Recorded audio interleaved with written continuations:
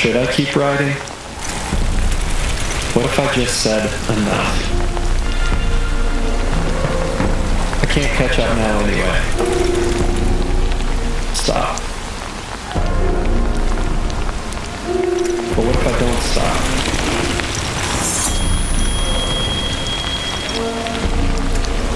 Yes.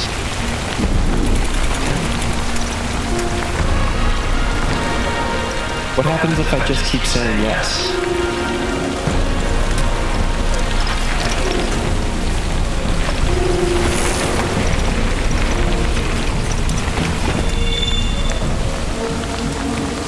Yes.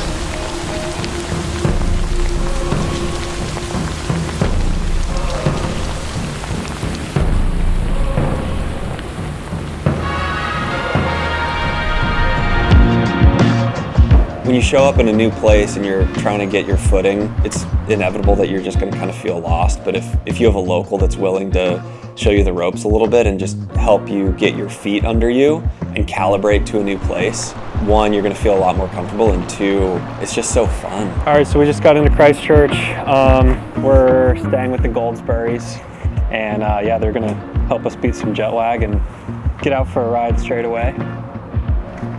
Yeah, look at all these bikes.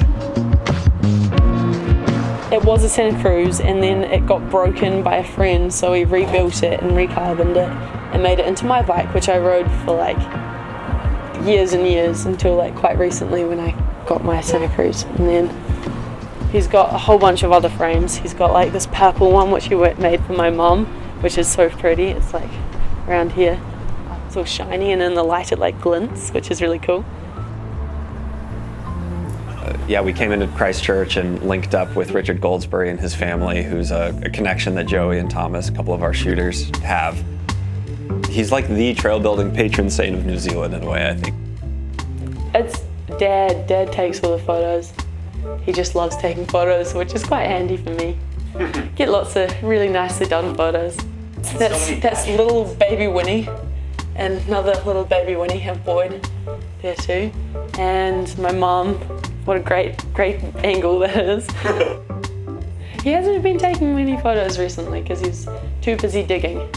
But he's just got too many things to do, you know. I mean, the sheer number of hours he's put in over decades at this point building trail is honestly unlike anything I've heard of. Can you tell when your dad has built? Like if you didn't know that he built it? He's got a style. He's got a very distinct style. What's the style? He likes really awkward, like random stuff. Okay. He'll just put the randomest corners with like nothing. And yeah, I'm good at that stuff because I've just always ridden it Yeah, I've heard you're like an insane cornering master. So that must come from... Sometimes. That must just come from his like janky tight trail. And his daughter is New Zealand Enduro national champion, just kind of beginning this incredible journey of racing on a world stage. She won a couple of World Cups last year. World Cup trophy. That's decent. Yeah, although it's like pretty lame trophy compared with the first one I got, which is this one. Oh, that is a unit. This is the first time I've ever held a World Cup winning trophy. Really? Surely you get trophies for your insane things. Yeah, but not a World Cup trophy. Yeah. Yeah, Richard and Winnie wanted to take us up to one of their favorite backcountry riding zones, about an hour and a half from Christchurch. With the mustache there? That's your moustache. It sounds like you're simple. Look at the other one. Which is this really cool mountainous kind of tussock area, really sparsely populated, kind of in the middle mountain spine of the South Island. Do that at the best of times. Yeah. Borrowed the big trailer. Hang on a second, you gotta go like this. Oh no, I'm scared. That failed. Didn't work, didn't work. Winnie, how many times have you been riding in this zone? Well, the first time I was here would have been skiing. That would have been when I was like 1. What? Before then, I couldn't really walk. I don't know. Maybe that's a better question for Dad then. Yeah, it would be.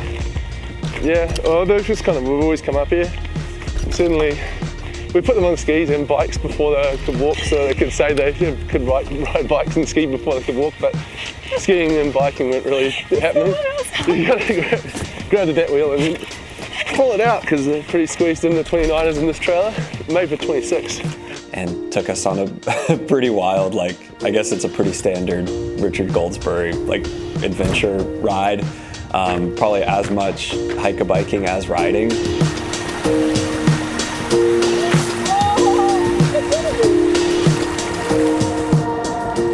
Just super memorable. I mean, the terrain we saw in a pretty short period of time was amazing, and the trails he's built are just so stellar.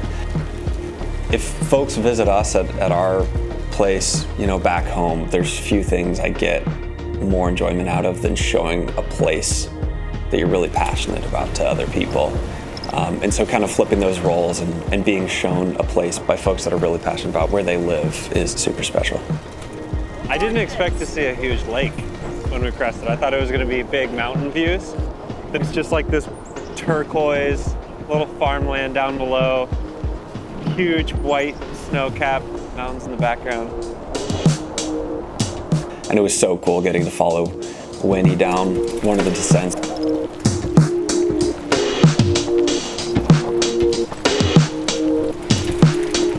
And just seeing like the pure talent.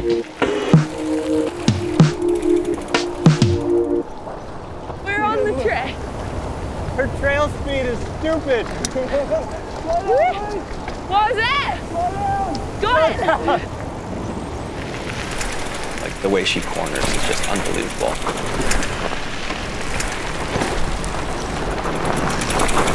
There's some more cussings. Oh, yeah, amazing. And it was a really special couple of days to do that with them. This dirt is insane. It is so good. It's just so nice, man. Holy moly. Seems like there's supposed to be a gun on the end of this.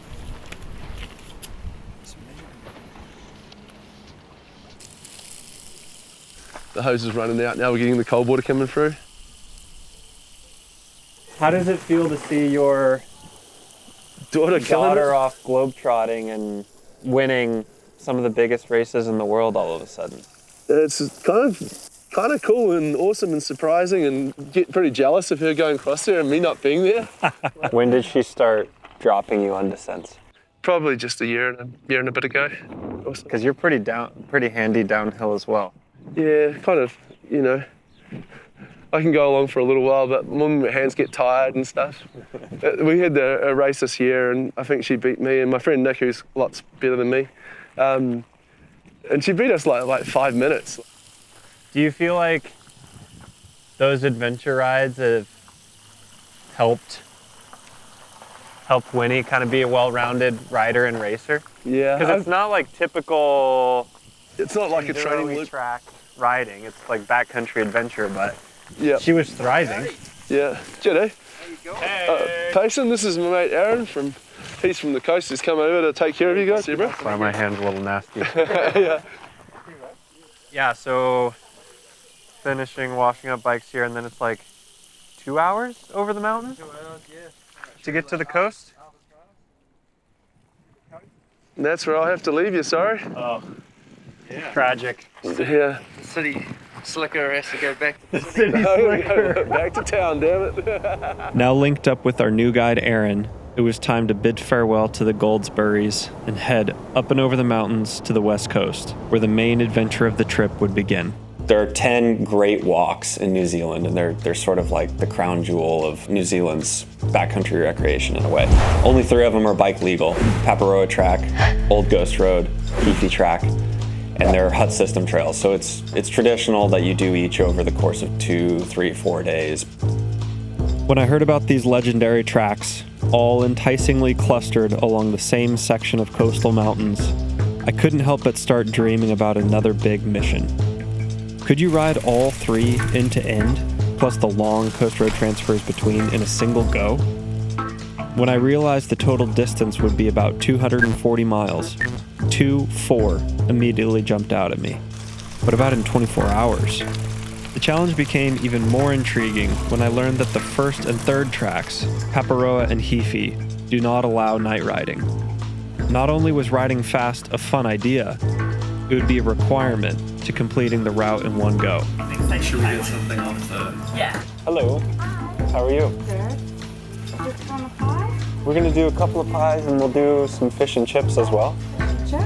Just one order, please. Just one Friday. 3 fish and chip. $1,000. That's just a tip. Just on the coast side of Arthur's Pass. Can't remember the name of this establishment though. Just Volkswagen, I'm just gonna. Gollum's on the roof. I've only done 3 of these things, and it is interesting how they evolve. With Iceland, you know, I was very much putting a pass-fail there with it being a single day. When that little bit of accountability isn't there that you set for yourself of having a time goal, that drive goes away a little bit. And I really, really enjoyed that experience in Tasmania, but I think right now in this year I've had a far better relationship with racing and am more at peace with kind of chasing performance even for something this long. And so I wanted back into challenging myself with something really, really big. You know, I felt comfortable putting a time constraint on one of these again. I'm gonna do a little training ride because the actual crossing is still over a week out. I'm definitely a little fried from race season, so just trying to squeeze the lemon that tiny bit for the last week, see if I can carry a tiny bit of race season fitness into this thing. It really is just like a basic, can I pull this off? And then I'm gonna meet up with all of you fine folks, and we're gonna cruise Paparoa for a couple of days, stay at the Sess Clark hut overnight, just kind of enjoy our first great track, see what sort of beta we can get. All right, he's off. Bye. Bye.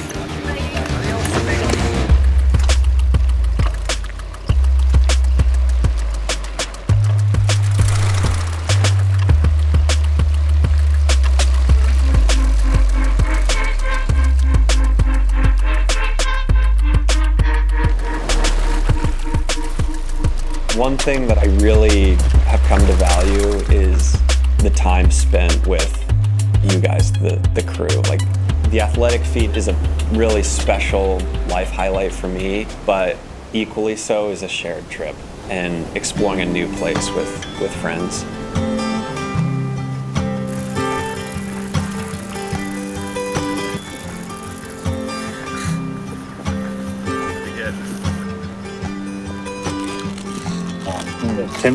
Tony's Tim Tam Slams. You called me crying from my Girl Scout cookie vibes. Last time we spoke, I couldn't speak. We are scouting Paparoa, which is trail 1 of 3 on the Great Tracks Traverse. My dreams. Oh, my tainted love. Yeah, I'm so glad that we're doing it this way. I mean, it's good intel because I am trying to do this one fast, and you pick up a lot just kind of taking your time, doing a shakedown of the equipment, but also just getting to hang out with everybody and enjoy it at a civil pace is massive. I like going fast, but also just riding with buddies is equally as important to me in my bike experience. So we bike packed Paparoa over the course of a couple of days, had a super sweet night in one of the huts way up high above tree line, absolutely beautiful. And in my arms, you fell ill.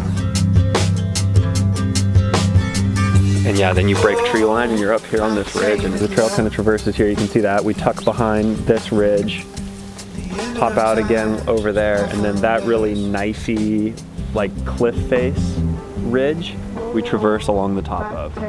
And there's a couple moments where you're like here and it's just sheer drop, and there's signs everywhere basically saying, you know, if there's significant wind, like, don't even think about it. She got a room at the veranda.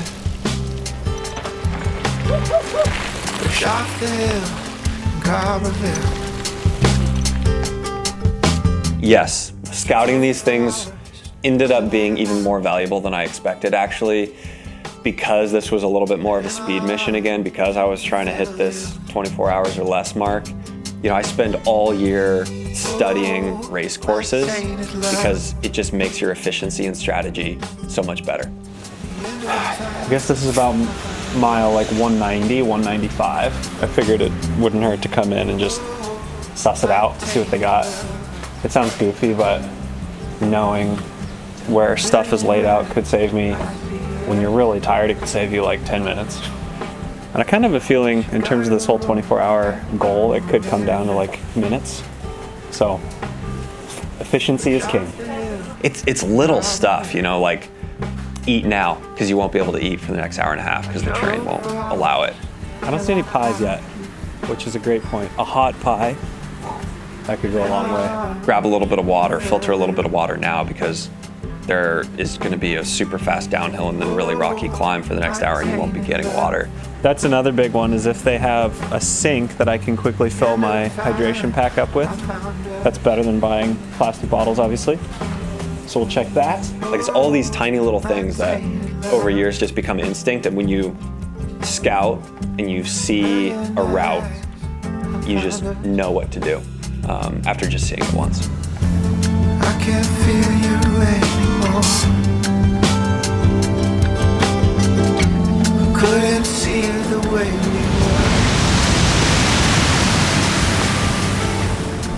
were. Tropical it feels. I've never been to Hawaii, but of all the photos I've seen, it feels very Hawaiian. And we got hammered by a bunch of days of rain. And so we ended up having to skip our Old Ghost scouting, which was a bummer. And we ended up knocking out Heathy, just a couple of days before the crossing happened. What's scouting been like? Been dodging the rain while riding for one reason or another. Today we just can't. Just gotta send it. Luckily it's a short day. But yeah, we are definitely in a tropical rainforest right now. It's awesome. Wouldn't you say so?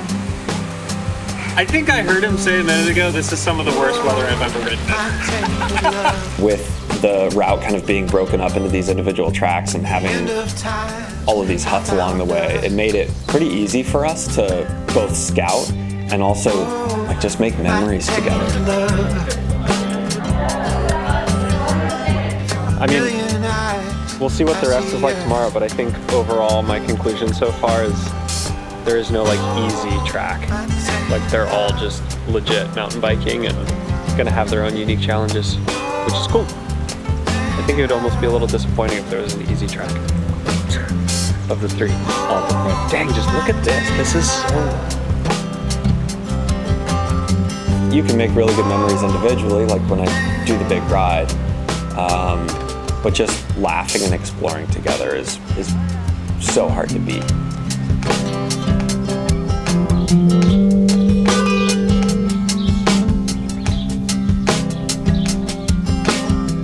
How are you, mate?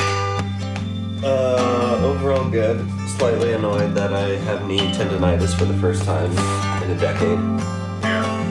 I don't know what I did to originally make it angry, but my bike position, when I'm not in the aero bars, the bike position is the same. The thing is with like worsening tendonitis is like the repeated stress without proper healing. Yeah. And that is the biggest problem, at least according to the literature, what I have read. Mm-hmm. I would just suggest to absolutely avoid all the strain for 48 hours and then slowly get back into it. We do that, mate, and in the meantime, keep your head cool and enjoy it over there, man. Payson, so what's going on with your knee? I just have classic like cyclist knee tendonitis. I would love to get like one more real training ride in just to be sharp for this thing. The competitor in me, wants to be at my best, but the main thing is just being able to do it. So if I have to kind of shut things down and just let it heal for a week, I'll definitely do that. We weren't meant to be up on Old Ghost right now, but this little nagging knee thing has necessitated a little bit of extra downtime, which Yeah, it's gonna be interesting to not have scouted Old Ghost. I've done it once before. Obviously, it was in the daylight. I wouldn't have minded seeing it again since it's gonna be all in the dark day of, but I guess I'm not really gonna see it anyway. But yeah, we've sort of had two rest down days, 2.5 instead of the planned one. But it also has made it so that my knee is feeling a lot better. It's actually, I haven't tried to ride in a couple of days, but I'm gonna head out for a little spin now, just a little baby spin just to kind of test it. You know, taking time off, of course, makes your fitness slip a little bit, but I think that'll be more than compensated for by kind of be chomping at the bit. So.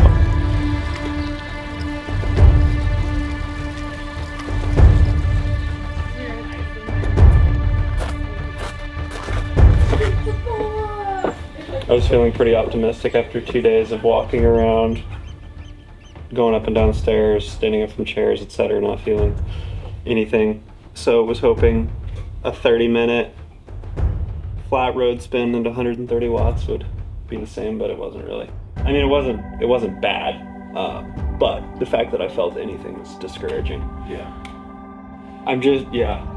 The injury is one thing, but I'm just so confused about why it's happening right now. The other times that I've resolved this, it's required a change. But what is that change? Because I'm running the same setup I have all year. So I think, yeah, the next 2 days, take it pretty easy. Yeah. Priority one is just try to have the knee feeling better. I'm putting like fitness completely out of my mind. Like that's definitely secondary. Just being able to do the ride is the main priority.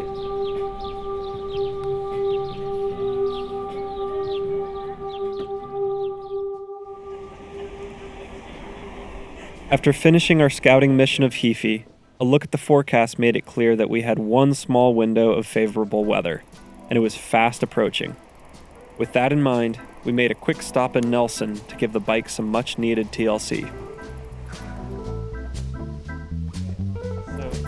Yeah, maybe take a quick gander at the pads. I have some spares. I do have a new chain if needed, but I'd be surprised if we needed that. As my bike was getting worked on, it suddenly hit me that the saddle position looked a little weird. A tape measure confirmed that somehow I'd set it almost 2 centimeters too far back. And just like that, my knee issue was resolved. Roll out at like 4 p.m. tomorrow. Cool. So it's coming up quick, but I'll be ready. I'll get my head wrapped around it. Yeah, we've done a lot of those big missions, and that's the first time someone's tried to do it under 24. So I think that's going to stand out as a quite a cool little character. We'll see. A lot of people to have a crack at. I might be overly optimistic. Time will tell. Yeah, it's going to be tight. I don't think you're going to have much to spare if you get there. Yeah. But I reckon you'll come close. Cool. With the adjustments made, we hit the road, rushing south to the tiny mining town of Blackball, where the ride would start the very next day.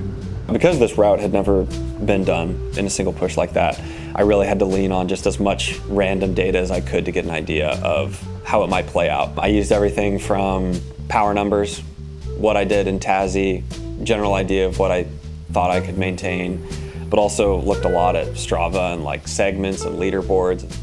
I have some Kiwi friends here and have a pretty good idea of how quickly they covered the terrain, wind direction, a whole bunch of different stuff, just trying to get an idea of how long it might take.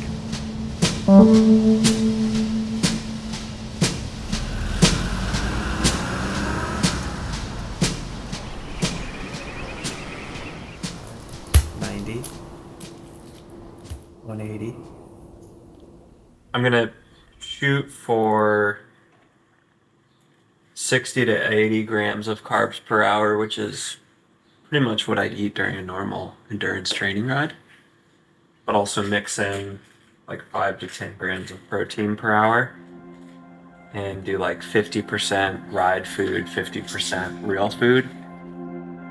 So it's weird. Like I'm so used to doing normal calculations for carbs per hour and using only like Morton gels and stuff. But because it's so freaking long, you need to eat more kind of real food just to get through it. both mentally and I think nutritionally. So. Okay, I think I'm good, Nico, on the nutrition front. Filter. I don't think I'm gonna take this tire boot. Yeah, I'll just use a gel wrapper. Do last details, not while it's still dark out, and then like rush out the door and try to make some sort of predetermined sunrise start time is weird. I am gonna start right at 4 o'clock, just so that it's, I have a clear delineation of the next 4 o'clock, the following 4 o'clock that I'm trying to beat. Left, right, dialed. Okay, we're ready to rock. I have everything I need to cover big terrain. Never a dull moment with these missions. We had a shuttle to the trailhead scheduled, but with the driver running late and my ride hinging on some very tight timing, we had to improvise. The boys ran down to the local pub. Unfortunately, the manager was more than happy to throw us the keys to her own car. I love small towns. The bike rack. All right, let's do it. Like, give them some honks.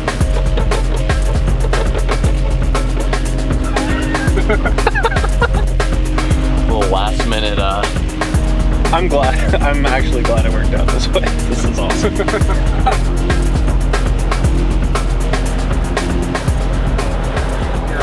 Trailhead, Paparoa track. Got to drop in on a super long bike ride. It's always weird to get to this point.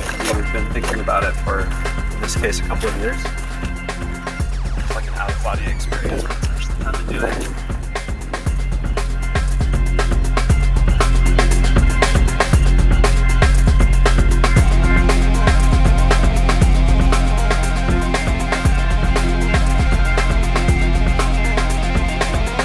I will. I love you so much. Love you too. I hope you guys have fun. We will. Headphones. Yes. Okay. 4:02 p.m. Official start. See you guys. See you in Punta Cana.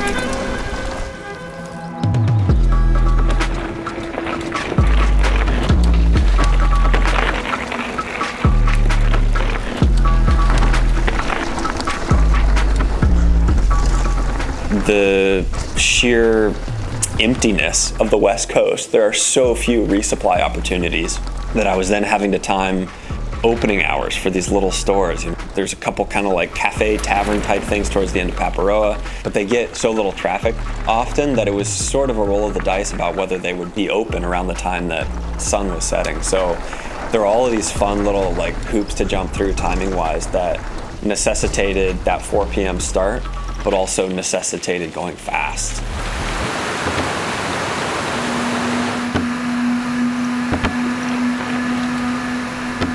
Hopefully the little tavern is open late. We stopped in during our scouting and they're like, yeah, we may be open, depends on how business is going.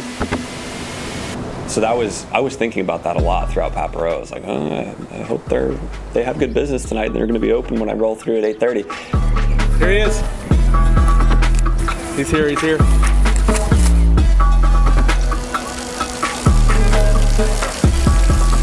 All right, what's on tap? Fill bottles, fill vest, pick up chicken nuggets, french fries. Try and make it really fast. How fast did you do that in?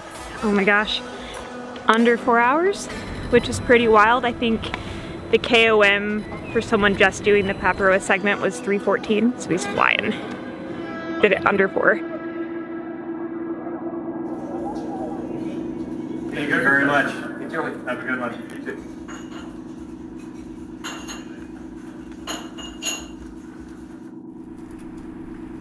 How you feeling? Yeah, good. Cautiously good. I mean, it's always 4 hours in is kind of a dangerous time. Of course, I feel good. Oh, just like you're excited, adrenaline. Yeah, just the adrenaline kind of masks the effort. How's the trail riding? Definitely good conditions. I'm about to put handfuls of french fries straight into my top 2 bag. Will Wilcox style. Supposedly this is how records are set. Do what you gotta do. To be honest, I've already been stopped longer than I want to be. And then you just kind of like tuck into the night, try to get aero, be efficient on the road. There's a long 68-mile paved transfer over to Old Ghost. When I've ridden through the night in the past, it usually comes late in the ride. Exhaustion has already set in, and darkness compounds the effort, the unknown, the fears. This time I had the chance to charge straight into the night with relatively fresh body and mind. This helped me ride strong and bank some time before facing the longest and toughest track on the route, the 50-mile Old Ghost Road. Turns out I'd need that time in the bank.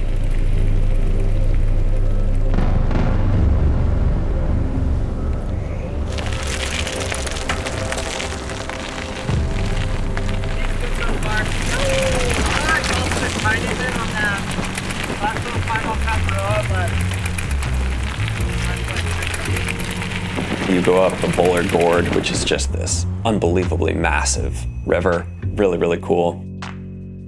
And through there, I was really focused on staying efficient, but also fueling well. Because eating while you're on a road is not easy, but far easier than when you're on a backcountry track. But then dropping into Old Ghost was like, I actually just got goosebumps now as I was thinking about it. It was a moment. Because it's a long trail. Be so safe, Peso. It gets so much higher than the other 2. Opening climb is like 4,000 feet.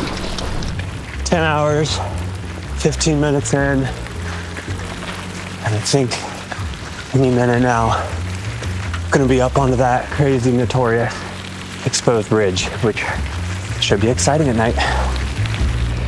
This section is so crazy. I'm not gonna lie, I am totally fine with this being here tonight. 2+ hour climb, and I hadn't seen it for a couple of years, didn't really know the condition it was in. It's dark.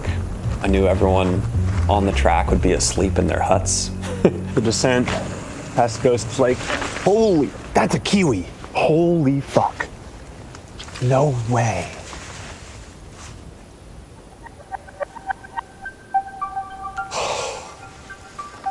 Wow.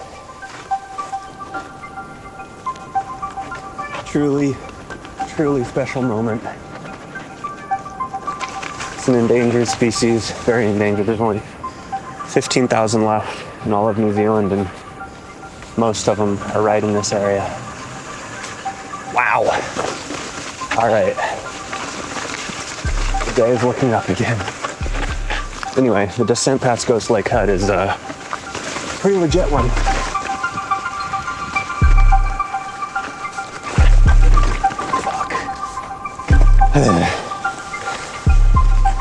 This part is pretty jank, especially in the dark. So it definitely felt like a crux of sorts, and it actually did play out that way.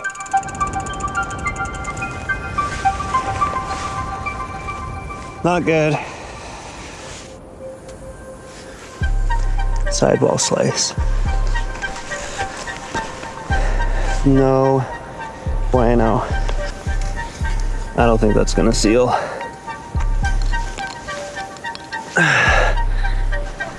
Okay, this is not good, but it is what it is. You have to tube it. Having to tube your tire in the middle of the night isn't just about losing time while stopped.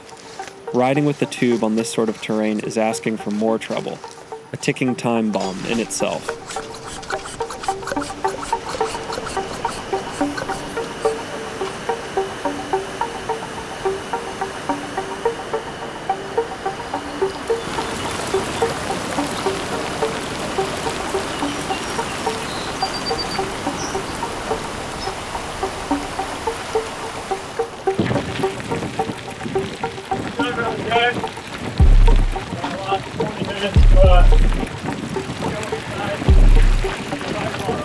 Oh shit, dude. You're still kind of on your pace. Yeah, I think I'm still gonna take my time at but if I don't waste any more time, yeah. I can do it.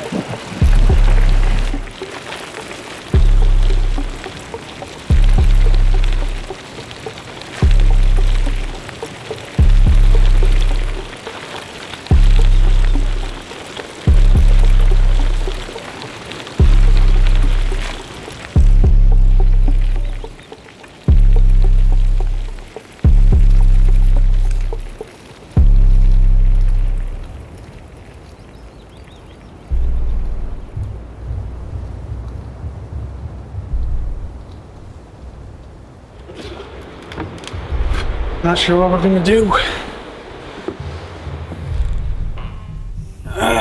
Eventually, put a tube in, which was great for about, 20 miles. And then about 5 miles ago, the tube went flat. So I'm not sure what I'm gonna do, because I don't got any more tubes. Yeah, so I like doing these self-supported because you have to be completely self-reliant start to finish. You have to get yourself through without any, nutrition hand-ups from other people. No one giving you bottles, no one giving you food. You don't ride bikes, do you? No. Do you guys? What we? And I like that because, one, it really creates a special experience where you can look back on all the terrain you covered and feel a higher level of capability, I guess.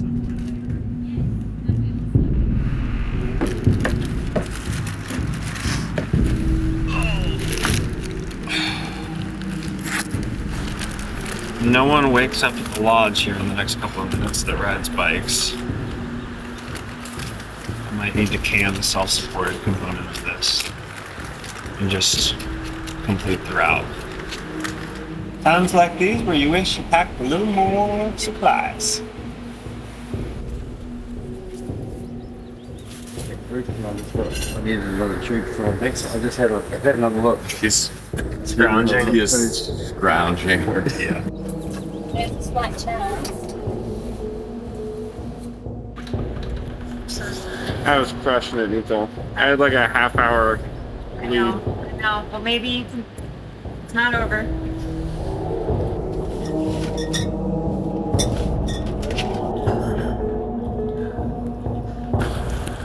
I think it's time to just abort the whole self-supported thing. I just want to try to finish. No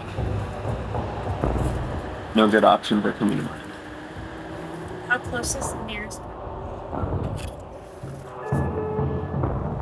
Worst kind of puncture. Over this way. Such a gamble to go light. I know she's got CO2s in there. I was hoping that with this being rough and tumble, someone might, some mountain biker might be here that have some supplies that I could pawn off them. But it was kind of funny as I walked down the little hall here, literally every single person that came out was a hiker. Just like, is what it is. But also it's more replicable for everyone else. You know, I want other people to, if they're inspired by these routes and these rides, to be able to go out and feel like they can do them as well, and that they don't need a huge amount of support to do them. They could go out and do them completely solo. So, self-supported effort is off. I snagged a bottle of sealant, some more plugs, and got it to hold.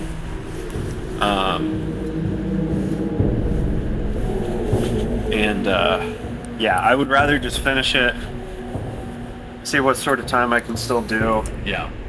Officially, you know, make it a route and have all of the many badass New Zealand locals have at it. Show that the route is possible, show that the route is possible fast, and show that the route is possible fast on your own. So everyone feels empowered to do it. It was a completely arbitrary goal. There was no record. I wasn't trying to beat someone else's time. And that's almost a more special place to be, because you just have to keep asking yourself the question, can I do this right now?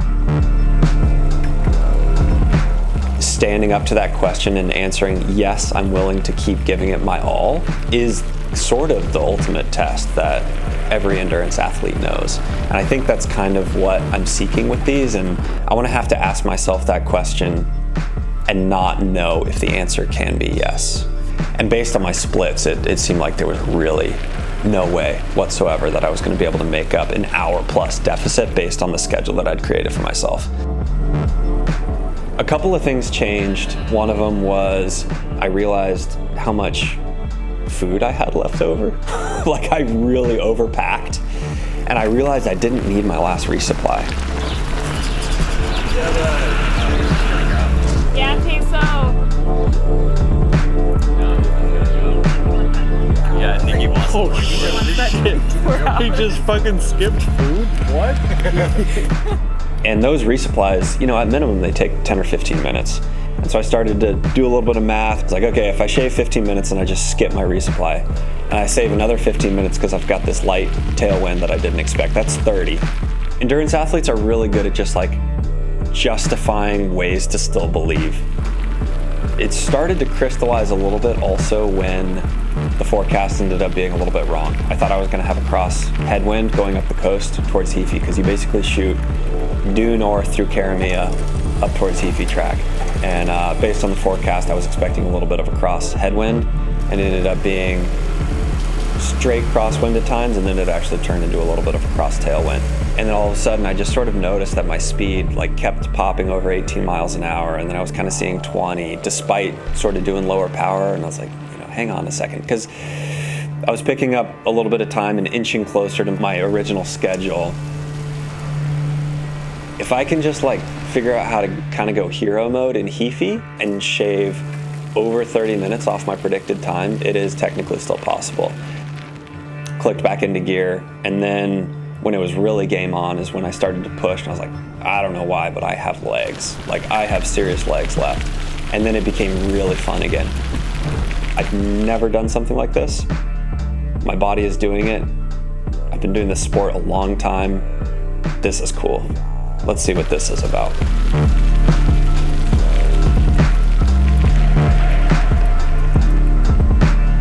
Payson is freaking on one right now.